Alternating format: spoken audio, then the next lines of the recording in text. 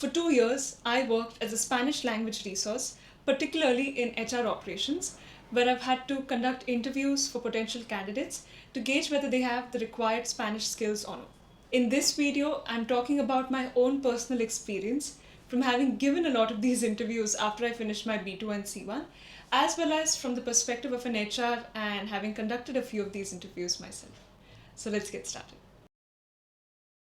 Actually, before we start, I cannot guarantee you that this is exactly how your skills round is going to look like, your Spanish round is going to look like. The entire recruitment process depends on the company and the role that you're applying for. So it's practically impossible for me to guarantee anything, but this is just purely my experience. What I have seen while giving interviews versus what I have done while taking these interviews. So please be aware of that. So to start off with my own experience when I was giving my interview, what happened in my case is that the team that I was joining did not actually have another Spanish resource who could take my interview and judge my skills. So what happened with me is that I had one round with our HR, someone from the company's HR team who spoke Spanish. And what happened here is similar to what I did in the interviews as well. So more about that later. And then after I had my HR skills round, I was then connected with a client who I would be supporting. I eventually supported, and I had my interview scheduled with the client directly. Now you can imagine I was a fresher at this point and pretty nervous, but then at the same time, because I didn't know anything, I didn't know what to expect. Thankfully, in my case, the client was very nice, very sweet. We ended up working together all that time.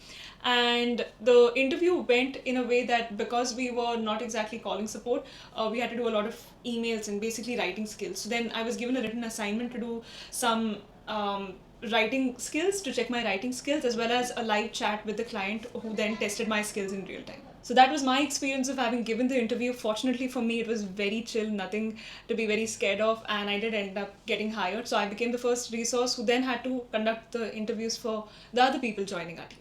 So let me now share with you the perspective from the HR side of the story and what I did and basically how I conducted the interviews. Now, to be very, very honest with you, I could not always make the time to go through all the CVs that were provided to us. I know what you must be thinking, it's just a CV, 1 page, 2 page, but there was not always enough time to go through all of them. Sometimes the recruitment team would schedule interviews last minute and I could not make the time. So especially if I didn't go through the CVs, and even when I did, my first question to the candidates would always be to tell me something about themselves, of course in Spanish. Only spoke in Spanish in the interview. So my first question was to the candidate was to tell me about themselves.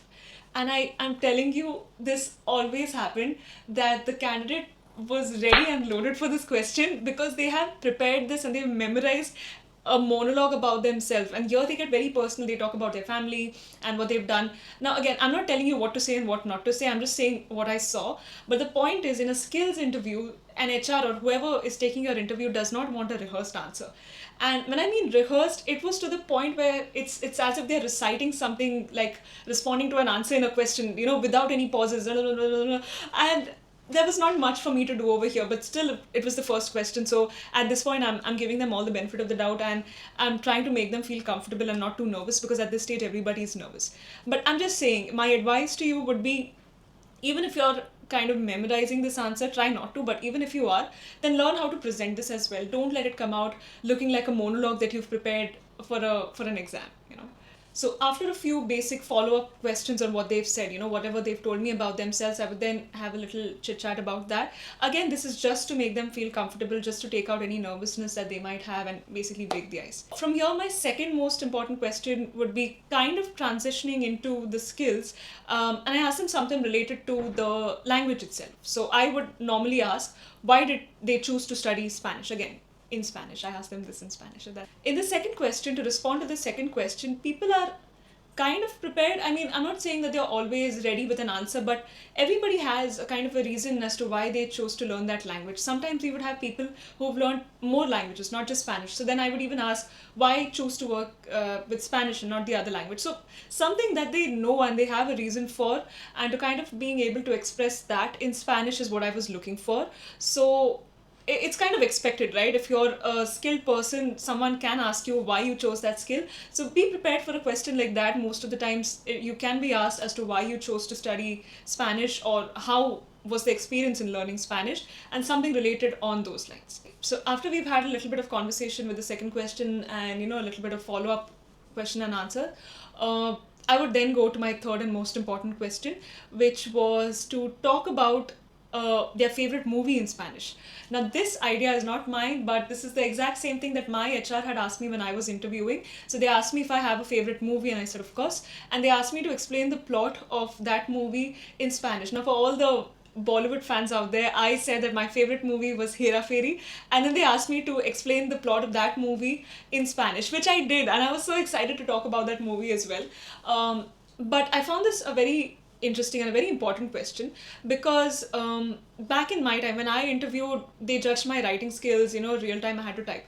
But nowadays, with how popular AI is and how easy it is for people to just cheat on a online setting, I didn't really trust in the writing skills and I didn't need to know the writing skills. So it was very important for me, the skills that the person or the candidate showed in this third question, which is kind of a curveball. You cannot be prepared for a question like this. Some people also told me that after I asked them, if they could tell me if they like movies, and they said yes. And then when I would ask them to explain the plot of their favorite movie, some of them refused to answer by saying that suddenly they did not like movies or they didn't have a favorite one. In those cases, I shifted it to whatever they like to do. If they said that they like to watch cricket, they like to watch matches. So then I would ask them, like, did you watch the recent match yesterday? What happened in the recent match? So the idea is to be able to speak about something without having time to prepare for it. The first question, you've already mugged up the entire answer. The second question, you kind of have an idea about. The third question, for me, had to be a curveball because that's the only way I could actually gauge a person's skills as per the requirements of my team. That was exactly the requirement that we were looking for. So from these three questions, I pretty much understood what I needed to understand. And sometimes if I wanted the person to speak more, if I wanted to understand, then I would ask more questions.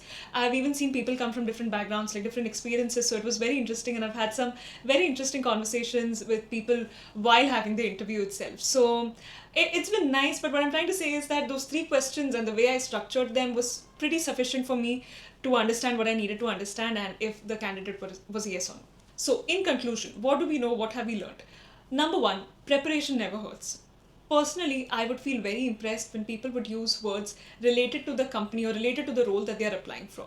So in my case, it used to be HR. So when someone even said recursos humanos, I would get very impressed because it does show that you have taken the time to research the vocabulary and learn it for the interview. And generally a good point to show that you're interested in the role that you're applying for. So try to prepare any specific vocabulary or just a little bit of knowledge around the role, around the company that you're applying for, because as an HR, I like to hear that. Number two, make sure your CV is really showing you off.